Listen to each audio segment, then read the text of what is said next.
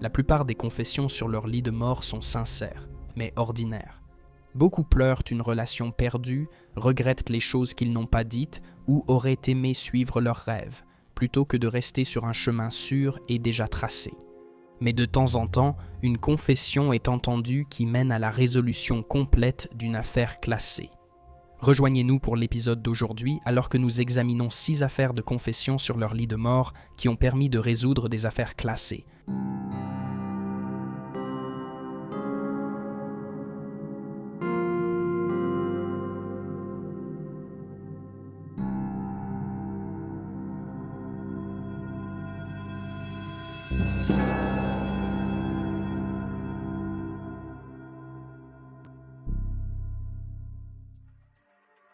Jimmy Carroll. James Brewer, âgé de 58 ans, était à l'hôpital en 2009 après avoir subi un accident vasculaire cérébral. Lorsqu'il a décidé d'avouer ses crimes, ses médecins lui avaient dit que son pronostic était sombre. Il a déclaré aux policiers du Tennessee qu'il souhaitait purifier son âme et soulager sa conscience avant de rencontrer son créateur. Cela a poussé les forces de l'ordre à lui rendre visite à l'hôpital et à apprendre qu'il était responsable d'un meurtre commis en 1977. À l'époque, il avait été arrêté pour avoir mortellement abattu un homme nommé Jimmy Carroll dans le Tennessee. Selon les rapports, le 27 avril, Brewer a confronté Jimmy dans une station-service, lui a tiré dessus à 2 reprises, puis est reparti en voiture, le laissant mourir. Il croyait que Jimmy avait tenté de séduire sa femme. Bien que Brewer ait été arrêté, il a été libéré sous caution peu de temps après, puis il a fui l'État et a vécu en cavale avec sa femme, Dorothy. Elle aurait été inculpée par la police en 1977, mais n'a jamais été mise en examen. Cependant, les dossiers originaux concernant cette accusation ont été perdus. Il n'est donc pas clair de quoi il s'agissait exactement. Le couple s'est d'abord rendu au Texas, où Brewer a pu obtenir un nouveau numéro de sécurité sociale, mais ils se sont finalement installés à Shawnee, dans l'Oklahoma. Adoptant le nom de famille Anderson, Brewer a travaillé comme machiniste dans une usine jusqu'à son premier accident vasculaire cérébral en 2008. Au moment de ses aveux, Brewer et sa femme s'étaient construit une belle vie. Ils allaient régulièrement à l'église et avaient soutenu leur fille pendant ses études universitaires. Elle était mariée et avait des enfants. Le couple n'a jamais revu ni parlé à la famille ou aux amis laissés derrière, tandis que Brewer avait avoué en pensant mourir. Dans un retournement du destin, il s'est suffisamment remis de son accident vasculaire cérébral, ce qui a poussé la police du Tennessee à l'inculper à nouveau pour le meurtre de Jimmy Carroll. Mohamed Taki. Le 9 mars 2010, la police de Fulham, à Londres, en Angleterre, est arrivée dans une maison de la rue Alderville et a forcé l'entrée. Quelques jours auparavant, ils avaient reçu un tuyau sur un corps caché dans la propriété.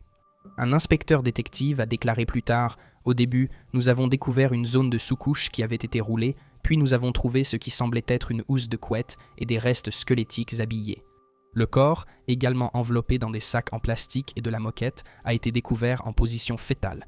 Les pieds de la victime étaient attachés et enterrés sous une terrasse en béton.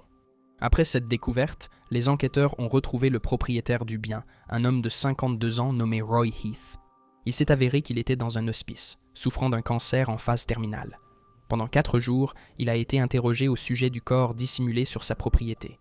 Finalement, il a avoué que la victime était un ressortissant irakien de 53 ans nommé Mohamed Taki, qu'il avait étranglé à mort en 1998. Une enquête a révélé que Mohamed avait été signalé disparu par un ami en mars et qu'il avait été vu vivant pour la dernière fois en janvier. Même avec les aveux, il fallait identifier formellement le corps, mais cela a pris un certain temps à la police pour le faire. Car un test ADN, comparé à celui de sa sœur à Bagdad, s'est révélé non concluant et des échantillons n'ont pas pu être prélevés sur ses 3 autres frères et sœurs en Syrie. En raison du conflit en cours dans le pays, les dossiers médicaux ont finalement été utilisés pour aider à identifier le corps.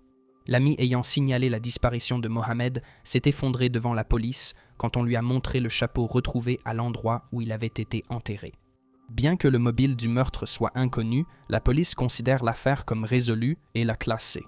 Le meurtrier de Mohamed, Roy Heath, est décédé 13 jours après avoir avoué son meurtre. Holly Blake. En décembre 1998, les restes squelettiques d'une jeune fille ont été découverts enterrés à côté d'un immeuble dans le bloc 800 de West Buckingham Place, à Chicago, dans l'Illinois. Sa fin avait été violente. Elle avait subi un coup à la tête 1 mois avant sa mort. L'impact avait été si violent qu'il lui avait fracturé la mâchoire en 3 endroits et aurait rendu la prise de nourriture très douloureuse. Cela confirmait la conclusion du médecin légiste. La jeune fille souffrait de malnutrition sévère et de retard de croissance avant sa mort. La cause de sa mort, quant à elle, était que des mains avaient appuyé si fort sur ses côtes qu'elles en avaient brisé 4 à 5, rendant sa respiration impossible. La seule preuve dont disposèrent les enquêteurs était que son pyjama avait été fabriqué en 1968 et retiré du marché 1 an plus tard, ce qui a permis de limiter la période du décès de la fillette, mais ils avaient peu d'autres éléments. Jusqu'à ce qu'un témoin, ancien résident de l'immeuble voisin du lieu d'enterrement, se présente avec de terribles histoires sur ses voisins.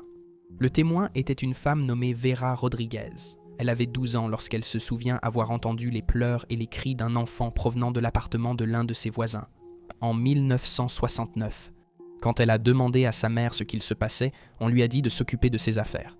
Vera se souvient. « Je me rappelle avoir eu peur. Pour la personne à l'intérieur, on aurait dit qu'un cauchemar constant émanait de cette pièce. » Vera a pu dire à la police que les parents de la petite fille s'appelaient Jeanne et Tom et qu'elle avait au moins un frère cadet.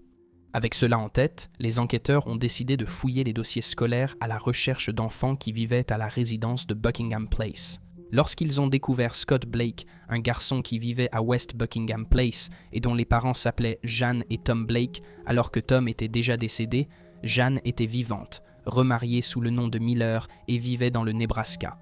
Les enquêteurs ont ensuite assigné à comparaître les registres de naissance, qui ont révélé qu'une fille nommée Holly Lee Blake était née en 1962. Étrangement, il n'y avait aucun dossier scolaire ni aucune preuve réelle que Holly existait en dehors de son acte de naissance, alors qu'elle aurait eu 7 ans au moment de son décès.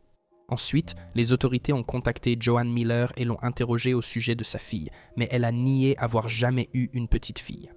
1 semaine plus tard, les autorités ont appris que Miller était hospitalisée pour une insuffisance cardiaque. Ils se sont envolés pour lui rendre visite en mars 2000 et c'est là que Miller a avoué la vérité. Sous respirateur, elle ne pouvait parler. Les détectives lui posaient donc des questions pour qu'elle réponde par hochement ou mouvement de tête. Ils ont découvert que Miller avait causé la mort de sa fille, l'avait fait enterrer à côté de l'immeuble et que son mari décédé n'avait pas été impliqué dans la mort. Un prélèvement ADN a été effectué sur Miller à ce moment-là. Il correspondait au reste de Holly. Comme dans l'affaire précédente, on ignore pourquoi Holly a été tuée, mais les autorités considèrent l'affaire comme classée. Joanne Miller est décédée 6 jours après ses aveux. Karen Summers, mère d'un enfant âgé de 19 ans, a été tuée lors d'une fusillade en voiture dans la nuit du 10 septembre 1994, alors qu'elle était assise dehors à une fête à Tulsa, Oklahoma. La fusillade faisait apparemment partie d'une querelle continue entre 2 gangs rivaux, les Bloods et les Crips. Karen a été touchée dans le dos par une balle de calibre .380 et a été déclarée morte à l'arrivée des secours sur les lieux. L'un des premiers suspects dans l'affaire était un homme nommé Michael Lee Wilson, qui a été retrouvé avec un pistolet de calibre .380 et une voiture couleur bordeaux correspondant à celle aperçue lors de la fusillade. Cependant, il n'a jamais été inculpé pour le meurtre, et il a accusé 2 adolescents, DiMacho Carpenter et Malcolm Scott, qui avaient tous les deux 17 ans à l'époque. Bien qu'il n'y ait aucune preuve matérielle les liant au crime, Wilson a accepté de témoigner à leur procès, mais lorsque le moment est venu, il s'est rétracté. 4 mois après que la police l'ait relâché, Wilson avait tué Richard Yost, son collègue de 30 ans, en le frappant avec une batte de baseball. Il a été condamné à mort pour ce meurtre. 2 autres prétendus témoins oculaires qui avaient vu les adolescents tirer sur Karen sont également revenus sur leur témoignage, à ce moment-là. Malgré l'absence de preuves, le jury a tout de même déclaré les 2 garçons de 17 ans coupables et ils ont été condamnés à la prison à vie, plus 175 ans. Ils ont passé plus de 20 ans derrière les barreaux jusqu'à ce que Wilson finisse par avouer le 7 janvier 2014, 2 jours avant son exécution prévue. Il a avoué le meurtre de Karen, expliquant avoir été choqué d'être arrêté avec l'arme du crime, puis relâché sans inculpation. Il a ajouté qu'il avait 2 complices avec lui cette nuit-là et qu'ils étaient déjà en prison pour d'autres meurtres. Il a déclaré « Je ne cherchais pas à tirer sur Karen Summers. Elle faisait partie de ce genre de choses et était au mauvais endroit au mauvais moment. » Suite à ces aveux, Malcolm et Demar Shaw ont été libérés de prison en 2016. Sigrid Eggheim et Torrent Finstad. Fritz Moan est né à Sarpsborg, en Norvège, le 17 décembre 1941. Notamment, il était sourd de naissance et souffrait d'une paralysie partielle, ce qui a poussé sa mère à décider qu'elle ne pouvait pas s'occuper de lui. Et il a été placé dans un orphelinat en 1943 lorsqu'elle a cessé tout contact. Son père, quant à lui, est mort pendant la guerre en 1944 sans jamais avoir rencontré son fils. La vie de Fritz a changé pour le pire dans les années 1970 lorsqu'il a été accusé des viols et des meurtres de 2 jeunes femmes dans la ville de Trondheim. Sa première victime présumée était Torrent Finstad, qui a disparu le 4 octobre 1977. Son corps a été découvert 2 jours plus tard et elle avait été violée et étranglée. Fritz a été arrêté et inculpé au printemps de l'année suivante, puis en mai. Il a été reconnu coupable et condamné à la prison à vie, bien que sa peine ait été réduite à 16 ans après que son équipe de défense a fait appel de la décision. Des années plus tard, en 1981, il a été inculpé pour une affaire plus ancienne, celle de Sigrid Eggheim, qui a été retrouvée morte en septembre 1976. Son meurtrier avait tenté de la violer avant de l'étrangler à mort. Fritz a été reconnu coupable de ce meurtre en décembre 1981 et a écopé de 5 années de prison supplémentaires selon les rapports. Bien que Fritz ait avoué les crimes, il l'a probablement fait sous la contrainte. De plus, ses problèmes de communication ont probablement joué un rôle dans cet aveu supposé de culpabilité. Une autre bizarrerie est que des échantillons biologiques prélevés sur les scènes de crime ont été analysés à l'époque, mais ensuite perdus et détruits. On ne sait pas pourquoi ils ont été détruits, ni qui les a détruits ou perdus. Fritz est resté en prison pendant des décennies, malgré le fait que sa propre équipe de défense ait constaté qu'une grave erreur judiciaire avait été commise. Son avocat a finalement obtenu un nouveau procès pour les 2 affaires le 2 janvier 2000, mais ce n'est qu'en 2004 que le premier procès a commencé. Le nouveau juge a annulé la condamnation et a acquitté Fritz du viol et du meurtre de Sigrid Eggheim, tandis que le tribunal a noté que les preuves médico-légales l'avaient disculpé. Ils ont ajouté qu'il existait suffisamment de doutes raisonnables pour qu'il n'aurait jamais dû être condamné en premier lieu. Observant qu'il avait un alibi pour l'heure du crime et que les preuves montraient que Sigrid avait été poursuivie, renversée et ligotée avec ses propres vêtements. Mais comme Fritz était partiellement paralysé, il ne pouvait pas accomplir ses actes. Malheureusement, Fritz est décédé en 2005. Pendant que l'appel concernant son autre affaire était en cours, ses avocats l'ont poursuivi en son nom, avec Fritz innocenté dans une affaire et bientôt innocenté dans la seconde. Cela laissait une question sans réponse. Qui a tué Sigrid et Torrent? Ce n'est que 9 mois plus tard, en décembre 2005, que la vérité a finalement éclaté. Tor Epso avait un long passé criminel, ainsi qu'un historique de comportement violent. Sur son lit de mort en décembre 2005, il a avoué le viol et le meurtre de Torrent Finstad, ainsi que la tentative de viol et de meurtre de Sigrid Eggheim. Epso s'était confessé à un prêtre, mais au moment où le prêtre a contacté la police, son état se détériorait rapidement et Epso est décédé avant l'arrivée des enquêteurs.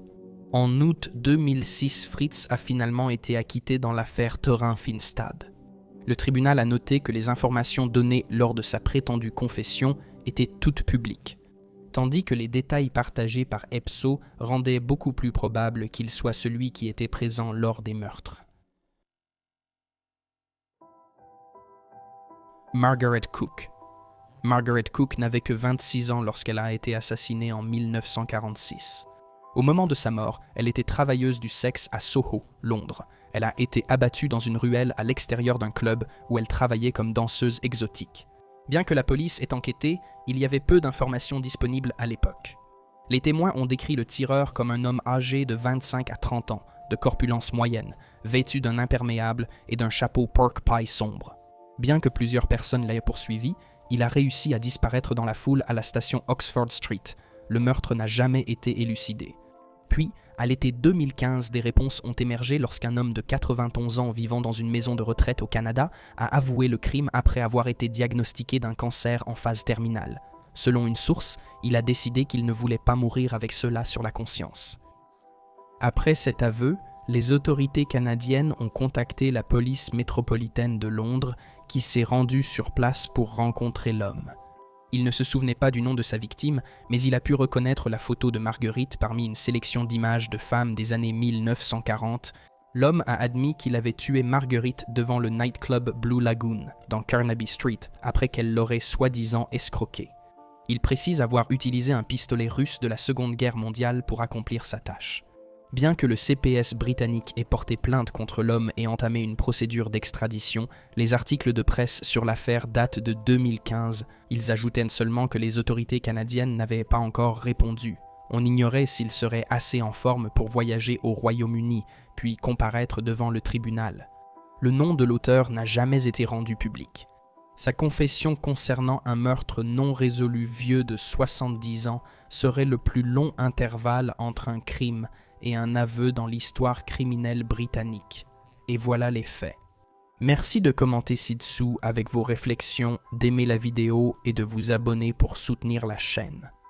Merci d'avoir regardé, restez vigilants, restez en sécurité et je vous dis à la prochaine fois.